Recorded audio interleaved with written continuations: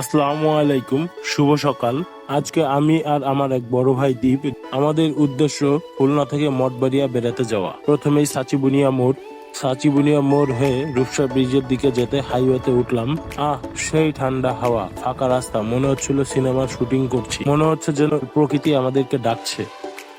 আমিও যদিও বাইক চালাচ্ছিলাম, তবে আমার বড় ভাইয়ের চোখে এখনো ঘুম ঘুম ভাব। তো ব্রিজ পার হয়ে আমরা টোল দিলাম। টোল পার হওয়ার পরে আরো সুন্দর প্রকৃতির মাঝে আমরা পড়লাম।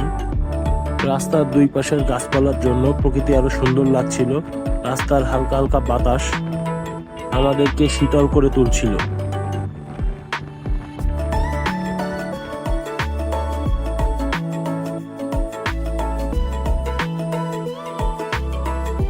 তো নোয়াপাড়া মোড় পার হয়ে যখন আমরা বাগেরহাট রুটে ঢুকি, বাগেরহাট হাইওয়ে রাস্তাগুলো ছিল যেন সুন্দর এক প্রকৃতির প্রাণবন্ত রূপ।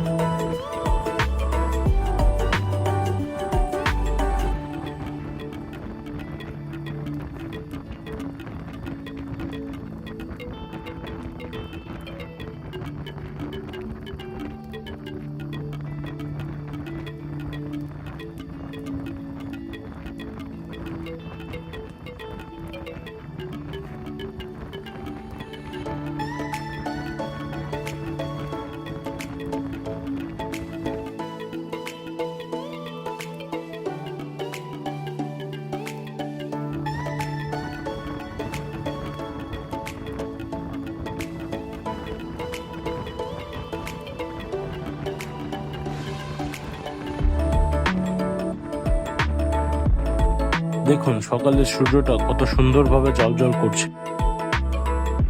বাগেরহাট পার হতেই প্রকৃতি নিজেকে উজাড় করে দিল। রাস্তার দুই পাশে ধানক্ষেত, নদী, খাল আর গ্রাম, নিঃশব্দ জীবন। এ কথায় মন ছুঁয়ে যাওয়া।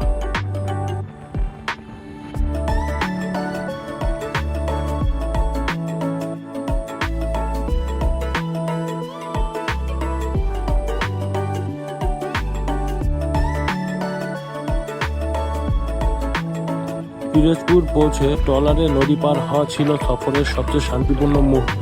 হালকা বাতাস, পানি আর নীরবতা যেন সময় কিছুক্ষণের জন্য থেমে গেল। নদী পার হওয়ার সময় হালকা হালকা বাতাস, নদীর জল আর আমাদের দুইজনের চুল উঠতে লাগলো।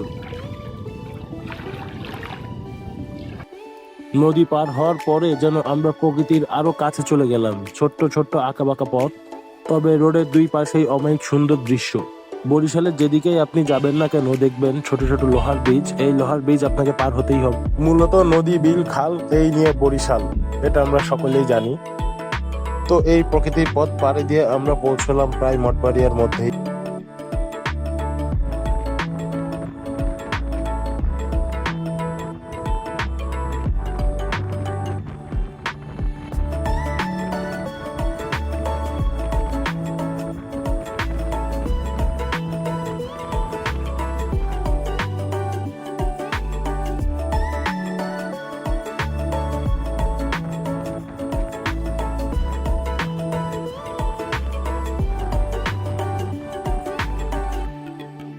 ভাঙা রাস্তা, হায় হায়, এখন কি করব? তো সামনে যখন এগিয়ে যেতেই হবে, আমরা যাওয়া শুরু করলাম। আর ভাবতে লাগলাম, আরে ভাঙা রাস্তা, আরে না না, সেটা তো আমাদের বাংলাদেশি অফ রোড এক্সপিরিয়েন্স। মাঝে মাঝে মনে হচ্ছিল মোটর সাইকেল না, উটের পিছনেই চড়ছি। তবে ভাই, যদি কারোর সাথে রেস দিতে চান তাহলে তাকে এই রোডে নিয়ে আসবে।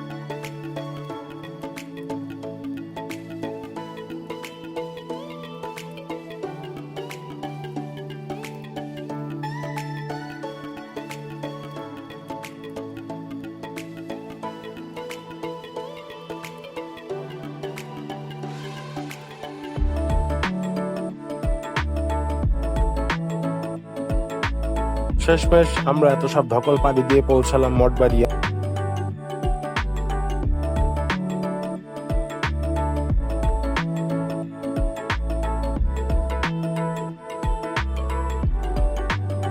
ছোট ছোট কাঠের ঘর, সুন্দর আবহাওয়া, নদীর পাশে নদীর ঢেউয়ের আওয়াজ যেন আমাদেরকে আরো প্রাণবন্তর করে তুলছিল।